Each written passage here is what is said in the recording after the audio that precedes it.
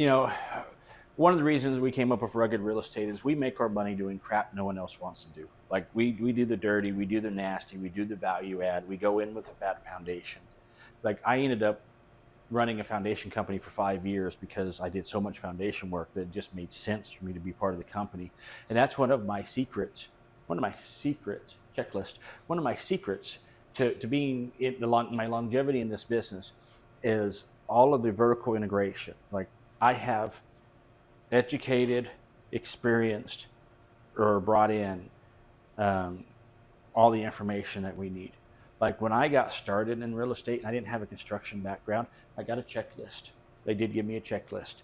And that checklist means something, and you do figure out how to use it. But how I figured out how to run construction and how to really understand what I was looking at is I went and got certified as a home inspector. Now this isn't for everybody because that was a cumbersome, that was a 6 or 8 week process. It took a few $1,000s and I had to take some tests. It put me light years ahead of all the other wholesalers or other investors. I was able to walk in and knew what I was doing. And then, to figure out what things cost, I went to Lowe's. I lived at Lowe's. Like you take that checklist, you go room by room, write down everything you're going to put in that room. Go to Lowe's, see what that costs. Write it down. Then you have a materials list with a price sheet. Now you got to figure out labor, but that's a whole different ballgame. But I went through and got my real estate agent license. Not that I ever used it. I never took the test, but I took all the courses because they're online. I mean, I didn't actually go into class and do those things. I took them online so I can understand what the brokers and the agents, and I even took some appraisal classes, which appraisals is a whole different ballgame. Holy crap. But I just absorbed as much information as I could. I went and sold windows and roofing and siding so I could understand more of those details.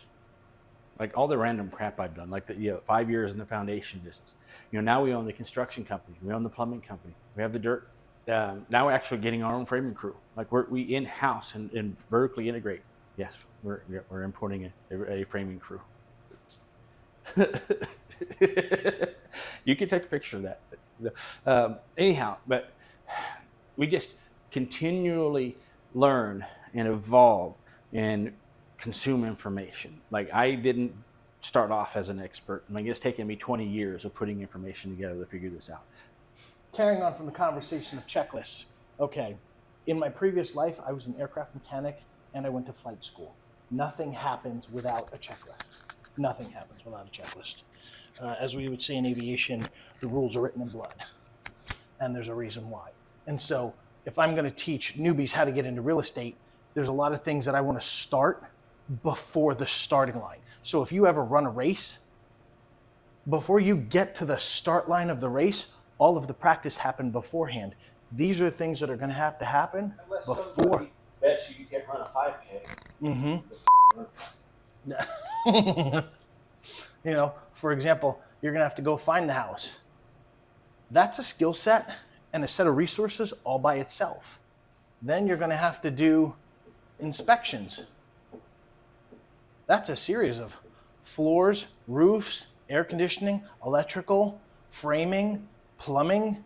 You have to know all of that. And you have to know, what does it look like when it's good? What does it look like now, the before and after? Before, after, before, after. Who's going to do it? How much is it going to cost? Who's going to do it? You have to learn all of this. Then you have to learn how to find the money. You go to a bank, you go to friends, you go to family. What are the terms? Where do you file a mortgage? All of these things before you ever. Most real estate investments reduce down to buy, remodel, sell, and then they go, oh, from here, you just, that's what you do. You get all the money. But the truth is, there's a lot here. Now, you can take a 10-year road to go through every one of these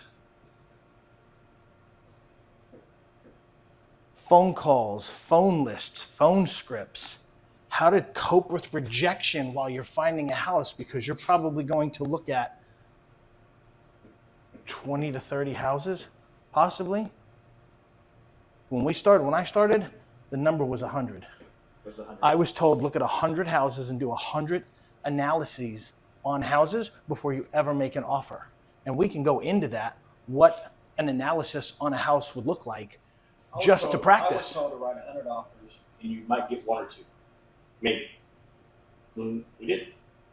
There were 3,000 offers to buy 60 houses. Wow. But 3,000 to buy 60? Roughly. This was back 2012.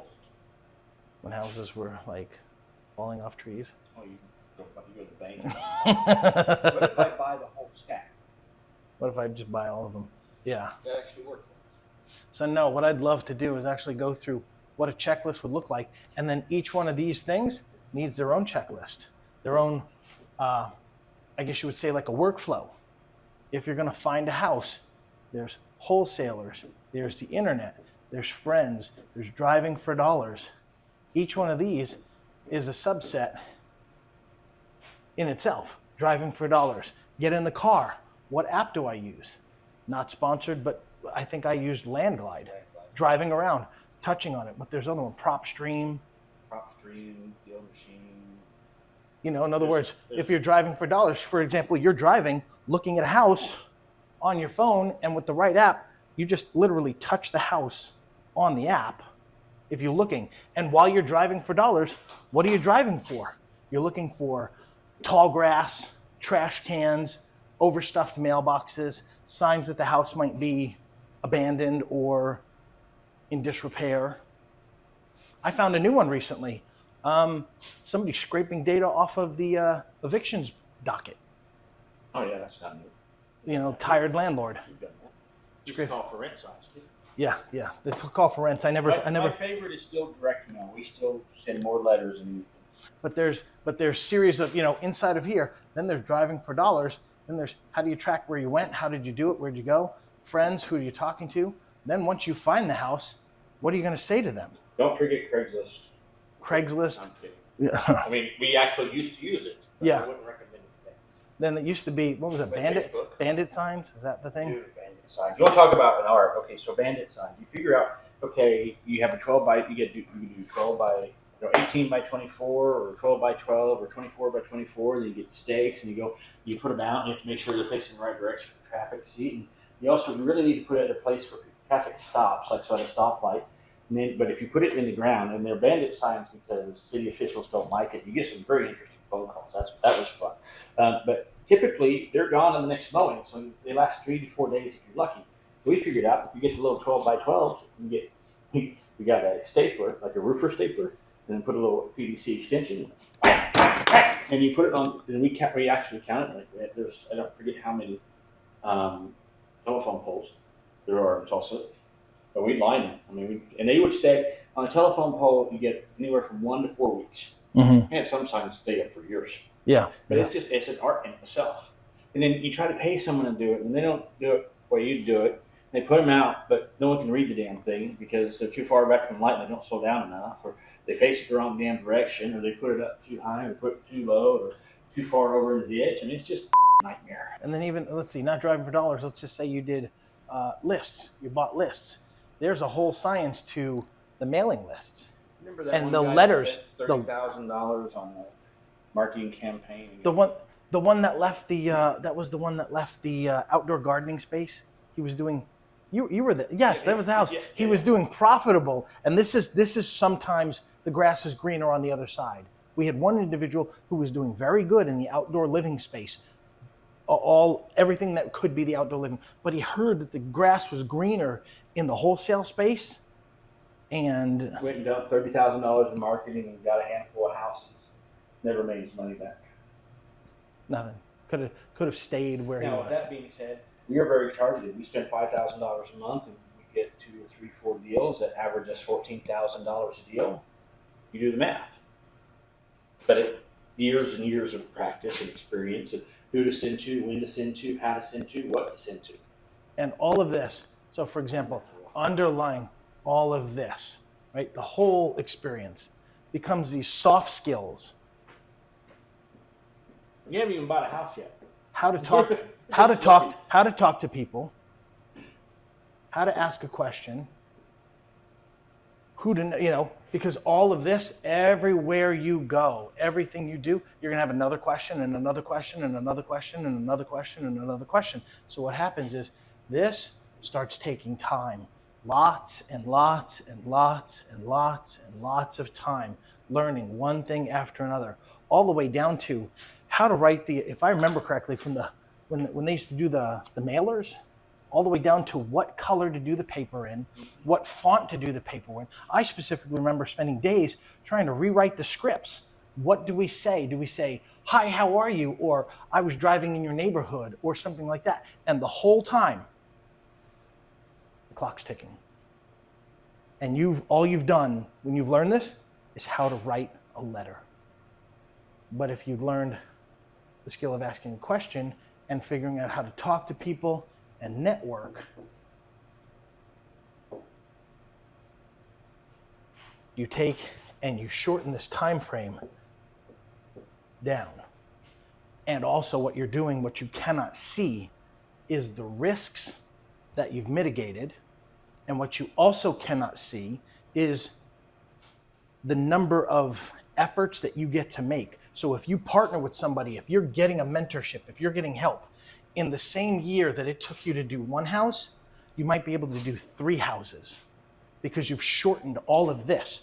So one of my degree options is in economics, and the term is called opportunity cost. So instead of wasting your time, you got 3 houses instead of you just learned how to write a script. But all of this from networking. Isn't that how you started with the? I mean, everybody started with somebody. Well, it started with somebody. I went to the RIA and I found a couple guys doing what I wanted to do. Now, I say this, I mean, I started a couple of times. And don't think that just because you tried it, it didn't work, doesn't mean it don't work. Because it didn't work that time doesn't mean it won't work next time. Because, I've fallen on my face a handful of times. Like the first time I started was with Robert Allen, No Money Down in 2005. 2007, 2008. Now, nothing. 2012, I'm tired of working. I'm back at it, and we're getting houses. That's when I went to work for the hedge fund. So RIA. When I went to the RIA, I found a handful of guys doing what I wanted to do, and I attached myself. John was one in particular, and John was one at the hedge fund. I worked for him for 16 months. In that 16-month time frame, I wrote nearly 3,000 offers. I mean, offered on everything, every freaking thing that moved. And we bought 65 houses in that 16 months. But I found somebody doing what I wanted to do. And even then, the RIA, and the reason the RIA is so near and dear to me, and the reason we kept it growing as long as it has, and it's grown to what it is because we've made millions of dollars based on the relationships. Like I didn't make nothing off running the RIA, but we made millions based off the relationships. I mean, just me and him, we met at lunch 10 years ago, and I still can't get rid of him. So, but we built those relationships by getting to know people, getting around other people, getting in the room with the people who are doing what you want to do, getting around the people who are on the same kind of ambition, asking the same questions, and trying to get to where you're trying to go. So, networking your network is your net worth. If you want to know more, you want to be more, you want to make more. Your life is a direct result of the expectations of your peer group. Said differently, you are who you hang out with. You are who your friends are. You want to be better, you got to be getting friends that are doing better.